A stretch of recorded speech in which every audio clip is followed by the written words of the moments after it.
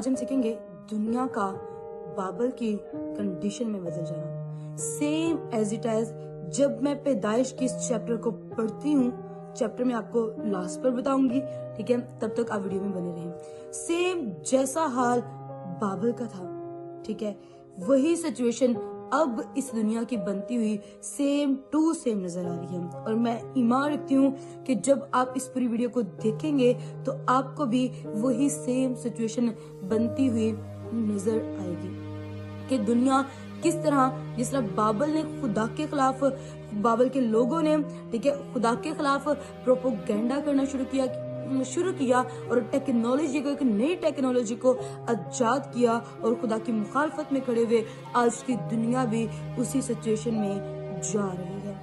Be careful, कोई आपको गुमराह ना करने पाए। अपने आप अपनी आंखों को खोले रखें, अपने कानों को खोले रखें ताकि कोई शख्स आपको गुमराह ना करे। बी केयरफुल कि आपको इस दुनिया के हालातों से कैसे बचना है, कैसे आपको बी केयरफुल रहना है, वो आज इस सारी वीडियो में मिलेगा। और मुकाशफा में लिखा है बड़ा शहर बाबल गिरा दिया जाएगा। और वो कौन सा बड़ा शहर बाबल होगा और कैसे होगा, ये सारी सिचुएशन, ये सारी दुनिया की कंडीशन किस तरफ जा रही है, आज हम सारी बातें इस वीडियो के जरिए से सीखेंगे। सो एंड तक बने रहें। और सबसे पहले आने वाले तमाम व्यूवर्स को और देखने वाले तमाम व्यूवर्स को जो अब तक मेरी वीडियोस में मौजूद है, मेरी तरफ से सलाम। खुदा आप सबको बरकत दे। चलिए आए विदाउट वेस्टिंग आवर टाइम हम खुदा के कलाम की तरफ आगे बढ़ते हैं। मेरे साथ मिलकर निकालिए पैदाइश चैप्टर 11, बाबल का बुर्ज। अगर आपको बाबल के बुर्ज के बारे में नहीं पता तो आज की वीडियो में आपको ये सारी हालत, ये सारी कंडीशन बता दी जाएगी। लिखा है बाबल का बुर्ज, पैदाइश चैप्टर 11 वर्स 1 से मैं पढ़ने जा रही हूँ। लिखा है और तमाम जमीन पर एक ही जुबान और एक ही बोली थी। और ऐसा हुआ कि मशरिक की तरफ सफर करते करते उनको मुल्क के सिनार में एक मैदान मिला और वो वहां बस गए। ये बात की जा रही है कि दुनिया पर जब बाबल का जमाना था, और ये पैदाइश की बुक है, यानी यहाँ पर नस्ल इंसानी का भी आगाज है। आदम की ये नस्लें हैं। आदम की नस्ल के बारे में हमने पढ़ा है, ठीक है। अगर आपने नहीं पढ़ा तो आप मेरे TikTok account listen and understand पर जाएंगे और इस वीडियो को देखेंगे तो वहां पर जो वीडियोस मौजूद हैं वो आपको पीछे इन चैप्टर्स की मिल जाएंगी, क्योंकि वहां पर मैंने स्टार्ट से बाइबल पढ़ना खुदा की मदद से स्टार्ट किया है। वहां आपको ये सारी सिचुएशन इससे पीछे वाली मिल जाएगी, ठीक है। वहां पर क्या थी, आदम की नस्ल आगे बढ़ रही है और उसी की नस्ल में से कौन पैदा हुआ है, नूह पैदा हुआ है। और नूह के आगे 3 बेटे क्या हैं, सिम, हाम और याफत। और ये उन्हीं की बात की गई है कि ये सारे लोग जो है ना, ऊपर जो नस्लें, इससे ऊपर वाला अगर आप चैप्टर पढ़ें तो वो चैप्टर है नूह के बेटों की नस्ल। नूह के बेटों की जो नस्ल है, आगे जो नस्लें आगे बढ़ रही हैं, ठीक है, वहां पर क्या है। और ये वाकया तूफान के बाद का है, जब जमीन पर तूफान आ चुका था और ठीक है वो सारी चीजें तबाह हो चुकी थी और तूफान का खात्मा हो चुका था। तब जब नूह की नस्ल बढ़ी है, उसके बारे में जिक्र है कि नेक्स्ट जो मुखालफत इंसान ने खुदा के खिलाफ की है वो आखिर क्या की है। यहाँ पर ये लोग सफर करते करते, यानी नूह की नस्लों में से सफर करते करते एक मुल्क में गए हैं। मुल्क का नाम है मुल्क सिनार। और तब जमीन पर सिर्फ एक ही जुबान थी और वो मशरिक की तरफ सफर करते करते कहेंगे मुल्क सिनार में उन्हें एक मैदान मिला है और वहां क्या है, बस के हैं। अब गौर करिएगा, लिखा है 3री आयत, और उन्होंने आपस में कहा आओ हम ईंटें बनाएं और उनको आग में पकाएं। मिलकर एक प्रोपोगेंडा किया जा रहा है, एक मंसूबा रचा जा रहा है और साथ में लोगों को शामिल किया जा रहा है। उन्होंने आपस में कहा आओ हम ईंटें बनाएं। क्या कहा है, ईंटें बनाएं, यानी कि एक नई टेक्नोलॉजी इजाद करवा दी गई है। फर्स्टली ईंटों का जिक्र हमें यहाँ पर मिलता है, उससे पहले हमें पत्थर का जिक्र मिलेगा कि लोग पत्थरों से घर बनाते थे, लेकिन यहाँ पर बाबल के बुर्ज में उन्होंने पत्थर की जगह ईंटों से काम लिया है। फर्स्ट टेक्नोलॉजी, ये हम लाहौर गए थे, वहां पर हमने सीखा था कि फर्स्ट टेक्नोलॉजी हमें ये नजर आ रही है। लिसन, उन्होंने आपस में कहा आओ हम ईंटें बनाएं और उनको आग में खूब पकाएं। सो उन्होंने पत्थर की जगह ईंट से और चूने की जगह गारे से काम लिया। अब फिर से हमें जिक्र मिल गया कि उन्होंने पत्थर की जगह ईंट से और गारे की जगह चूने से काम लिया, यानी वो चीजें जो ऑलरेडी मौजूद थी, ठीक है, ऑलरेडी जिनका इस्तेमाल किया जा रहा था घर को बनाने में, चीजों को बनाने में उन्होंने उनको रद्द किया। उन्होंने एक नई टेक्नोलॉजी अप की और उसका नाम ईंटें हुआ। ईंटें मतलब कि उन्होंने कहा हम उसको पकाते हैं, हम अपना काम करते हैं। प्रोपोगेंडा मिलकर लोग क्या कर रहे हैं, उन्होंने कहा अपना, लिखा है वर्स 4, फिर वो कहने लगे कि आओ हम अपने वास्ते एक शहर और एक बुर्ज जिसकी चोटी आसमान तक पहुंचे बनाए। खुदा की मुखालफत। और आपको पता है ऐसा जहन किसका है, ऐसी थॉट कौन रखता है? ऐसी थॉट शैतान रखता है कि मैं खुदा से ऊंचा तख्त लगाऊंगा। इसी वजह से यही रीजन थी कि वो आसमान से नीचे पटका गया। और ये डेविल की सोच है। ये डेविल इंसानों के अंदर होकर कभी कभी काम करता है। और कब काम करता है? जब हम उसे मौका देते हैं, जब हमारे अंदर लालच होता है, जब हमारे पास शोहरत का लालच होता है, जब हमारे पास घमंड होता है, हसद होता है, तो हम शैतान को खुलेआम इजाजत देते हैं कि ले तू मेरी जिंदगी की ये काम कर। यहाँ पर कुछ ऐसे नजर आ रहा है। ये काम कौन कर रहा है? इन्हें इनके माइंड में ऐसी चीजें कौन डाल रहा है? ये थॉट्स किसके हैं? ये डेविल के थॉट्स हैं। फिर वो कहने लगे आओ हम अपने वास्ते एक शहर बनाएं, एक बुर्ज जिसकी चोटी आसमान तक पहुंचे। आसमान तक वो जाना चाहते थे एक्चुअली में, ठीक है। और वहां पर वो बड़ा नाम करना चाहते थे, अपने नाम को करना चाहते थे, यानी वो शोहरत चाहते थे। वहां पर अपना नाम, अपनी शोहरत को कायम करना चाहते थे। और ऐसा ना हो कि हम तमाम रोज जमीन पर से गंदा हो जाए। उन्होंने कहा कि ऐसा ना हो कि हम जमीन तो गंदा हो जाए, साढ़े नाम मिट जाए। डेविल थॉट्स हैं ये कि मेरा नाम मिटने ना पाए। वो किसी भी तरीके जमीन पर अपने नाम को क्या है, कायम करना चाहता है। 5वीं आयत में, और खुदा इस शहर और बुर्ज को जिसे बनी आदम बनाने लगा देखने को उतरा। अब खुदा हर एक चीज से वाकिफ है। खुदा इंसान की सोचों से, इंसान की ख्याल, जब हमारे अंदर लालच होता है, जब हमारे पास शोहरत का लालच होता है, जब हमारे पास घमंड होता है, हसद होता है, तो हम शैतान को खुलेआम इजाजत देते हैं कि ले तू मेरी जिंदगी की ये काम कर। यहाँ पर कुछ ऐसे नजर आ रहा है। ये काम कौन कर रहा है? इनके माइंड में ऐसी चीजें कौन डाल रहा है? ये थॉट्स किसके हैं? ये डेविल के थॉट्स हैं। फिर वो कहने लगे आओ हम अपने वास्ते एक शहर बनाएं, एक बुर्ज जिसकी चोटी आसमान तक पहुंचे। आसमान तक वो जाना चाहते थे एक्चुअली में, ठीक है। और वहां पर वो बड़ा नाम करना चाहते थे, अपने नाम को करना चाहते थे, यानी वो शोहरत चाहते थे। वहां पर अपना नाम, अपनी शोहरत को कायम करना चाहते थे। और ऐसा ना हो कि हम तमाम रोज जमीन पर से गंदा हो जाए। उन्होंने कहा कि ऐसा ना हो कि हम जमीन तो गंदा हो जाए, साढ़े नाम मिट जाए। डेविल थॉट्स हैं ये कि मेरा नाम मिटने ना पाए। वो किसी भी तरीके जमीन पर अपने नाम को क्या है, कायम करना चाहता है। 5वीं आयत में, और खुदा इस शहर और बुर्ज को जिसे बनी आदम बनाने लगा देखने को उतरा। अब खुदा हर एक चीज से वाकिफ है। खुदा इंसान की सोचों से, इंसान की ख्यालात से, इंसान के दिल के इरादा से वाकिफ है। और इवन यहाँ तक जब लूसीफर फरिश्ते के अंदर ये थॉट हुआ था, और आज का जो शैतान है, ठीक है, उसके अंदर ये थॉट पैदा हुआ कि मैं खुदा से बड़ा तख्त लगाऊंगा। खुदा उसके दिल के इरादों को जान गया था। और जो आपके इरादा में आता है, चाहे वो नेगेटिव थॉट्स हो, पॉजिटिव थॉट्स हो, इंसान की फर्स्ट प्रायोरिटी ये होती है कि उसे पाया तकमील तक पहुंचाए। जब लूसीफर फरिश्ते के अंदर ये ख्याल पैदा हुआ तो उसे पाया तकमील तक पहुंचाना चाहता था। और ये बाबल के लोगों के जरिए फसली करवा रहा है। और अब भी किन के जरिए करवा रहा है, हम उनको भी देखेंगे। लिखा है, कहा कि खुदावंद वहां पर उतरा क्योंकि खुदा की आंखें जमीन की सैर करती हैं। इवन वो बुर्ज बनाए, इतना बड़ा बुर्ज बनाए, अभी भी तो दुनिया में कितनी बड़ी बड़ी बिल्डिंग्स मौजूद हैं, अब क्यों नहीं खुदा इसके लिए उतरा? वो गलत मनसूबा से उसको बना रहे थे। वो खुदा तक पहुंचना चाहते थे। वो चाहते थे हमारा नाम जमीन से ना मिटे। खुदावंद ने कहा देखो ये लोग सब एक हैं और उन सबों की एक ही जुबान है। वो जो ये करने लगे हैं, तो अब भी जिसका वो इरादा करें उनसे बाकी ना छूटेगा। मेन ये था कि उनकी जुबान एक थी, वो एक दूसरे की समझ पाते थे, वो एक दूसरे की सुन पाते थे, कैसे ईंटें बनानी है, कैसे काम करना है, कैसे इसको अप लेकर जाना है, कैसे इस चोटी को, इस बुर्ज की चोटी को अप करना है। बाबल शहर का नाम है, बुर्ज यानी कि वो कोई बिल्डिंग बना रहे थे। और इसी तरह आगे क्या है, जिसका इरादा वो करे उनसे खुदा ने कहा कि उनकी तो जुबान एक है।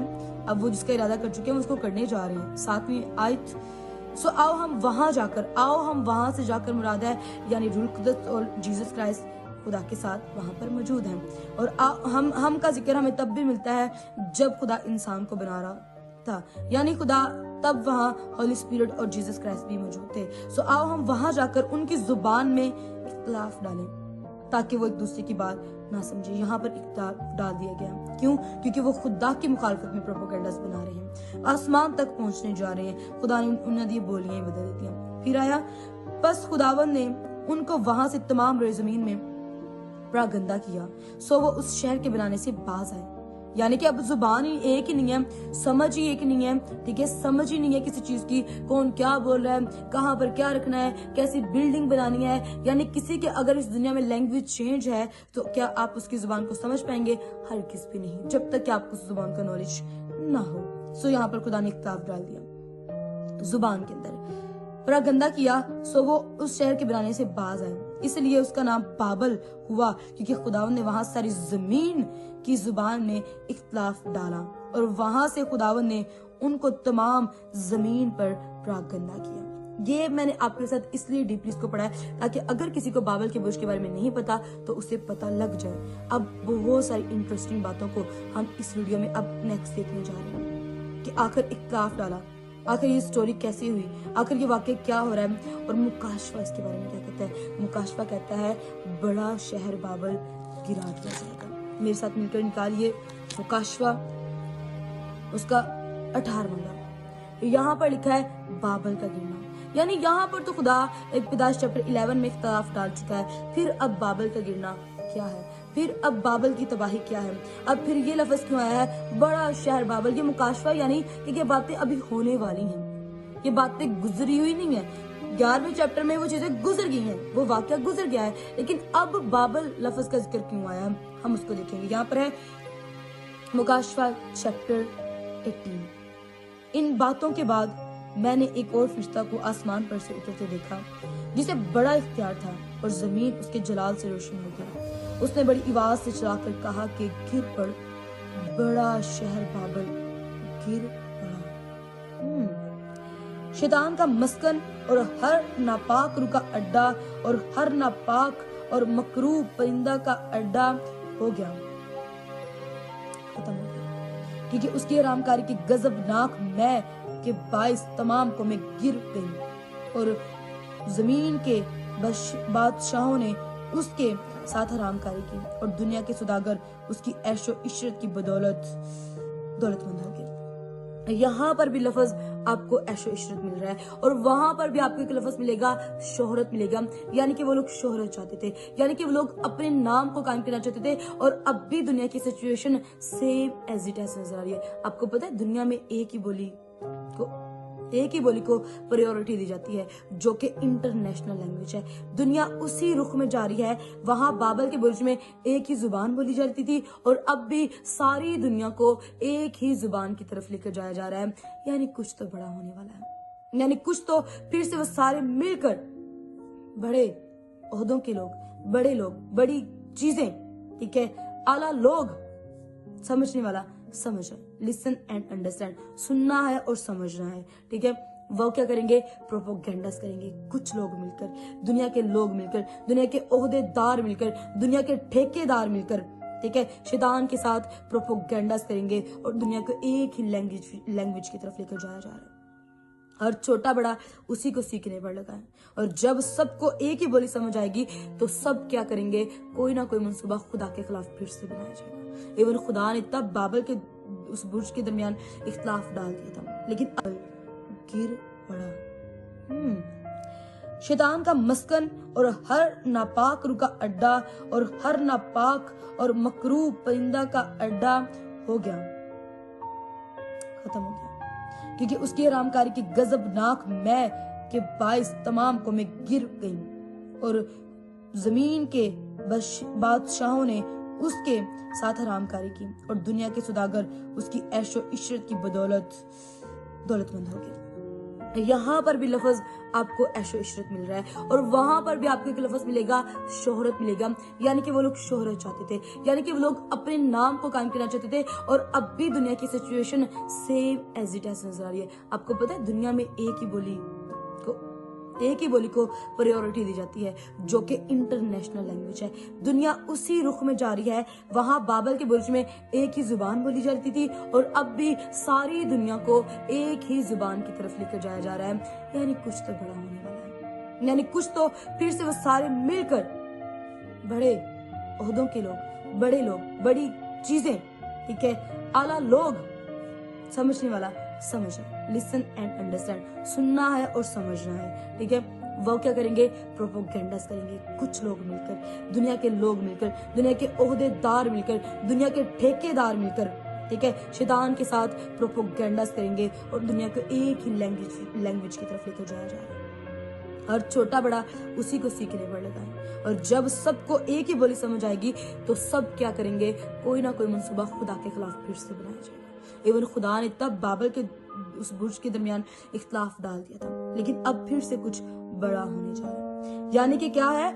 बड़ी हरामकारी, नापाक रूहों का अड्डा, हर नापाक और मकरूह परिंदे का अड्डा, हरामकारी। यानी इस जमीन पर वो जब एक बड़ा बुर्ज बाबल फिर से बनाया जाएगा, इस दुनिया को फिर से बाबल की कंडीशन दी जा रही है, इस दुनिया को फिर से उस बाबल की तरह टेक्नोलॉजी के जरिए, ठीक है, फिर से उसी कंडीशन में लिया जा रहा है। तब ईंटें बनी थी और अब टेक्नोलॉजी है, क्योंकि दानियल की किताब में लिखा है जब नबूकदनेस्सर ने ख्वाब देखा तो उसका जो आखिरी दौर था वो लोहा था, लोहा और मिट्टी प्लस था। आखिरी दौर में, उन 5 दौरों में आखिरी दौर जो था वो लोहा और मिट्टी का था। और अब भी आपको सारी चीजें जो बनेंगी ना, मेन आप देख ले, गाड़ियां, ये सारी चीजें, एरोप्लेन, सब कुछ टेक्नोलॉजी का बना उसका नजर आता है, लोहे का बना नजर आता है। और एक ही दिन में जब कोई हादसा होता है तो कितने कितने लोग तबाह हो जाते हैं। ऐसी सारी चीजें टेक्नोलॉजी को आम कर दिया। आप मॉल्स में देखें, आप चीजों में देखें, इवन यहाँ तक कि ह्यूमन रोबोट्स आ चुके हैं।